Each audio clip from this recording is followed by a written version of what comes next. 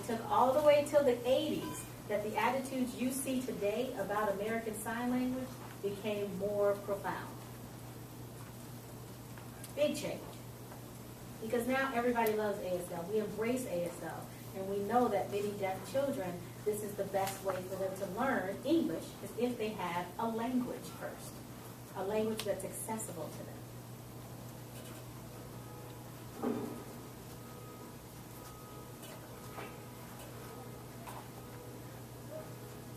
Any questions about that? So basically now that the change in about ASL was starting in 1980. The actual date isn't important. You don't have to know it.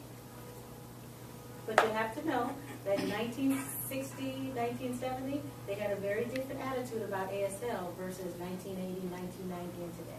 That's what you need to know. And the slide before that, what was the paragraph at the bottom? What that say? Members of various teams working on the different codes of English share signs with each other, which accounts for nearly 300 of the invented signs used in Sign 2 being identical to those used in Sign English. What that meant was NAD, the deaf community, actually created these signs you saw in that Sign English book. They all, I don't know if I shouldn't say created. They decided, yes, this works, this is good, that's good, let's go forward with that. Like they got together and went, let's decide what ebonics should look like. We're going to make up some rules, we're going to make up some signs and grammar, and then we're going to put that out to the community. Made by white people, right? Not ebonics, baby. Yeah, this was made by deaf people, actually. You said that the attitude changed around the 80s. Mm-hmm. Does that have anything related to that question that you told us to put down for students, do students learn from interpreters? That created that change in attitude? Do students learn from interpreters? Because I have here you said in 1985, Thomas Cluin studies the question, do students learn from interpreters? Oh, okay. So you were asking me, does But what? did that change, is that what caused the attitude? The attitude change came with that. President. Okay. So they have that down as well. Okay. All right. Moving on. Cute speech. The only thing I want to say about cute speech is that it is a communication system, not a sign system. It uses hand signals to represent, I know some of them, but not really, to represent what the lips are doing and what phonemes or sounds are being produced.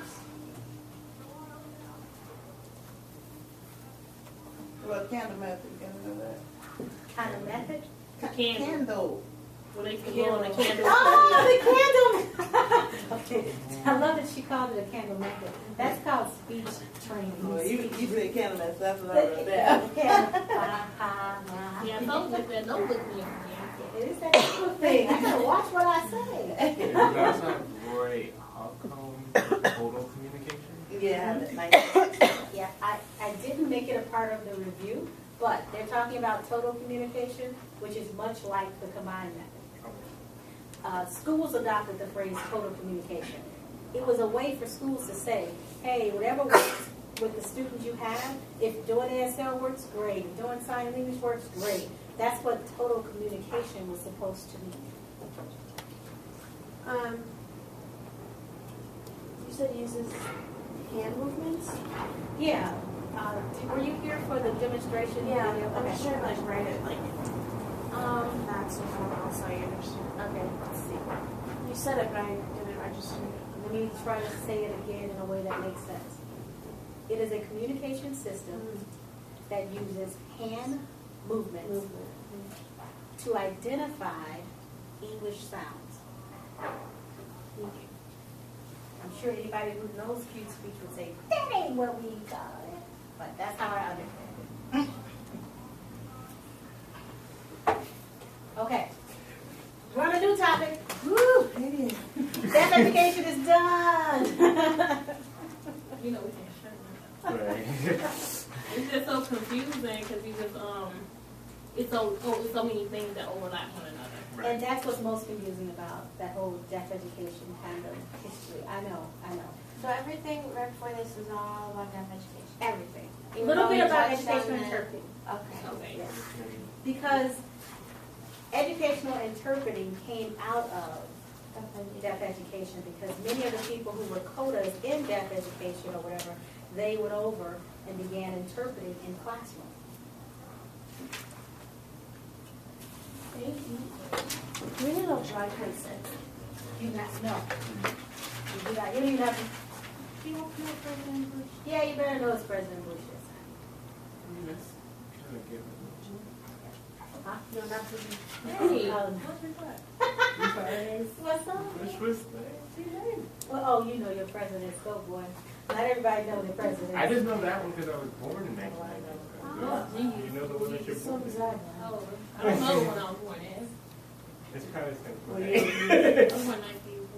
Oh, In a nutshell, from ADA, you do not have to know a great deal about the actual law itself, but you do want to know all 5 titles, Okay. which are Employment is the first Title I, Employment.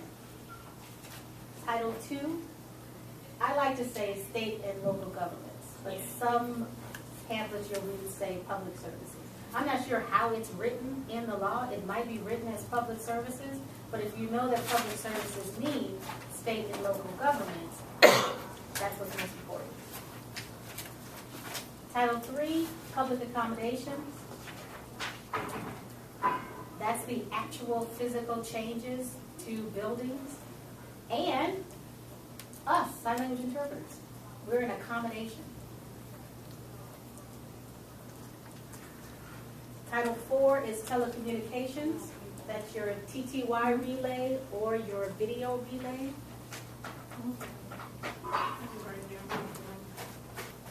And the 5th title, which we did not touch on at all, miscellaneous, There's everything else. which is everything else, right? So this is what's that?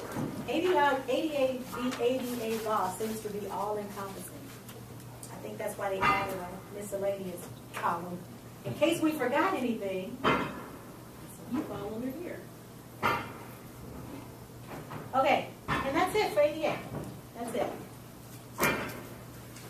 That was Jim gave us his notes, didn't He gave you tons of notes. I would Sure suggest did. you look through your notes on ADA. I just gave you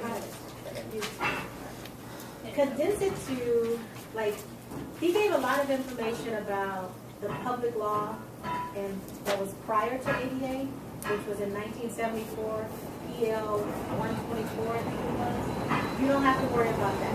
If I had it. You don't have to worry about the laws he talked about before the ADA. Once he got into the lecture, he actually talked about how the ADA is applied, especially to us interpreters. That's what you want to hold into. He talked also about the civil rights and the connections. And it was the actual civil rights bill that was actually copied over and just changed to the word disability. You don't have to know about that. he? He gave a lot of big statistics, though. Like, we're not going to make know how much of the people who have or will have a disability. No. Nope. See, all of that is still supplement. It's good information to have, but it's supplemental to what the ADA is. I'm telling you very clearly. Just the law. Focus on what she's saying, Philip, before you give her other things to add. Be quiet. Be quiet. Yes, okay, that's an idea. Would you like me to add some more things on that? No, Philip's gonna be quiet for the rest of the class. I can't promise that. You too, calm down. All right, let's get into the history of interpreting. This one is good. This is where you're going to see this information many times throughout the program, throughout your life as an interpreter. I tried to give you an overview so you would have as much information as possible to get started. This will be a big part of your test, your final exam, because we are interpreters, right? Right. Okay. Everybody knows. I have no doubt that everybody knows when RID was founded. I don't know. Founded or incorporated? Founded 1964. And even though 1972, you all think about it being incorporated, which is great, nobody else does in the interpreting field. So when you go out there and you tell people, RD was incorporated, they're going to look at you like you're crazy. But it is important to know that testing started in 1972. The same thing that they got incorporated.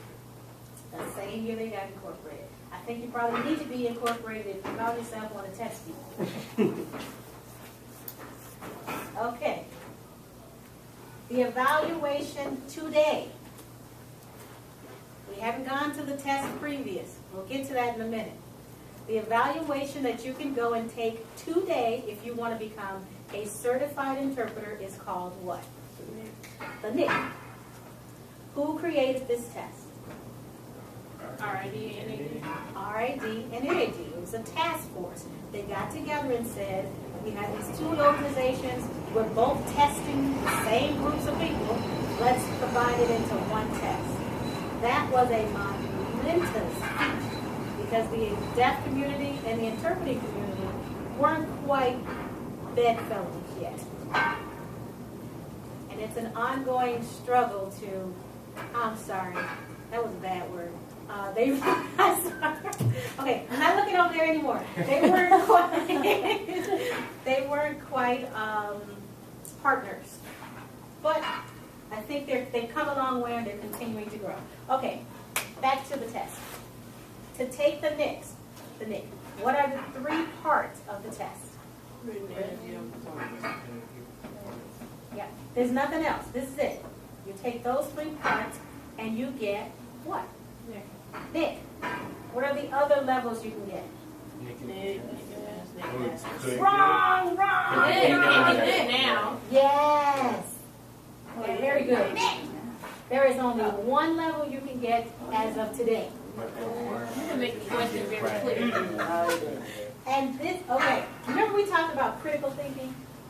Sometimes on the questions you get on the quizzes, on the exams, on interpreter tests, they want you to not just write a rote answer. They want you to think about, what are they really saying? So you're sometimes going to see that question I gave you, you're going to see it all the time. So don't give out rote answers. Think about, like, you double check. What are you really asking me? And then you'll get to what they really want. They want to see that you can critically think, that you can take this piece of information, apply it to something else, see the loophole. Tests do that. They really do. I know. So wouldn't you rather be prepared for that, Philip? Okay. All right. Now we'll go back. Previous testing systems. The very first one ever, which was in 1972, was the CSC RID test system.